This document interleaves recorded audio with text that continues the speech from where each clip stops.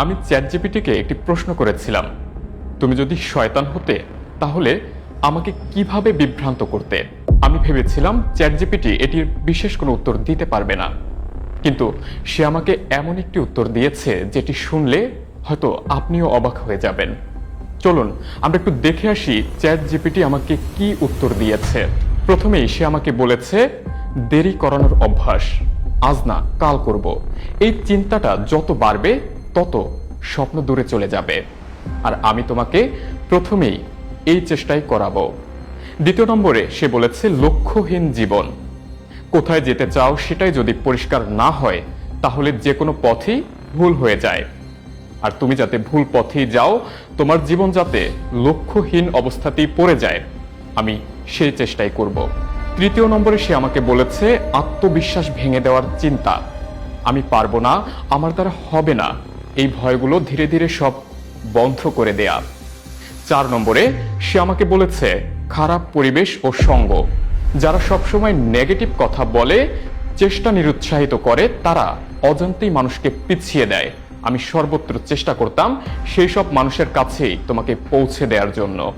5 নম্বরে সে আমাকে বলেছে, সোশ্যাল মিডিয়া ও সময় নষ্ট, অতিরিক্ত স্ক্রলিং, তুলনা করা, এগুলো ফোকাস নষ্ট করে দেয়, আর আমি তোমাকে সবসময় সেসব কাজেই ডুবিয়ে রাখতাম।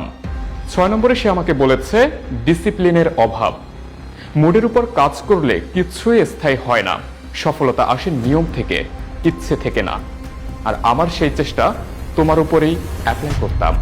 আর সবশেষ সে আমাকে বলেছে, ব্যর্থতাকে ভয় পাওয়া, একবার পড়ে গেলে আবার উঠতে না চাইলে সেখানেই খেলা শেষ, আর তাই তো তুমি যাতে ঘুরে দাঁড়াতে না পারো সেই চেষ্টাই আমি করতাম। একবার চিন্তা করে দেখেন, চ্যাট জিপিটি, যেটি আর্টিফিশিয়াল ইন্টেলিজেন্স তথা এআই এর মাধ্যমে পরিচালিত হয়, সেও কিনা শয়তান হলে মানুষকে কিভাবে ধোঁকা দিত সেগুলো বুঝে গিয়েছে। তাহলে এখান থেকে পরিত্রাণের উপায় কি? হ্যাঁ, যদি কেউ আপনাকে ব্যর্থ করতে চায়, সে এগুলোর দিকেই ঠেলে দিবে। আর যদি আপনি সফল হতে চান, এগুলো থেকে নিজেকে বাঁচাতে হবে। আপনি একদিনে সফল হবেন না, কিন্তু প্রতিদিন একটু করে এগোতে থাকলে একসময় আপনি এমন জায়গায় পৌঁছে যাবেন যেটা আজ কল্পনাও করতে পারছেন না।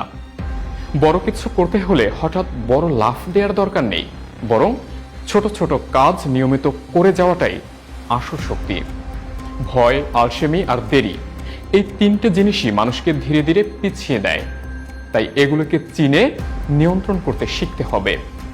অন্য কারোর সাথে নিজের তুলনা না করে প্রতিদিন নিজের আগের দিনের চেয়ে একটু ভালো হওয়ার চেষ্টা করাই সবচেয়ে বুদ্ধিমানের কাজ। মনে রাখতে হবে, কেউ এসে আপনার জীবন বদলে দেবে না, আপনাকেই নিজের জন্য দাঁড়াতে হবে, কাজ করতে হবে। মোটিভেশন সবসময় থাকে না, থাকবেও না, কিন্তু আপনি যদি নিয়মিত থাকেন তাহলে সেটাই একসময় আপনাকে এমন জায়গায় নিয়ে যাবে যেখানে সফলতা নিজে থেকেই আপনার দরজায় কড়া নাড়বে।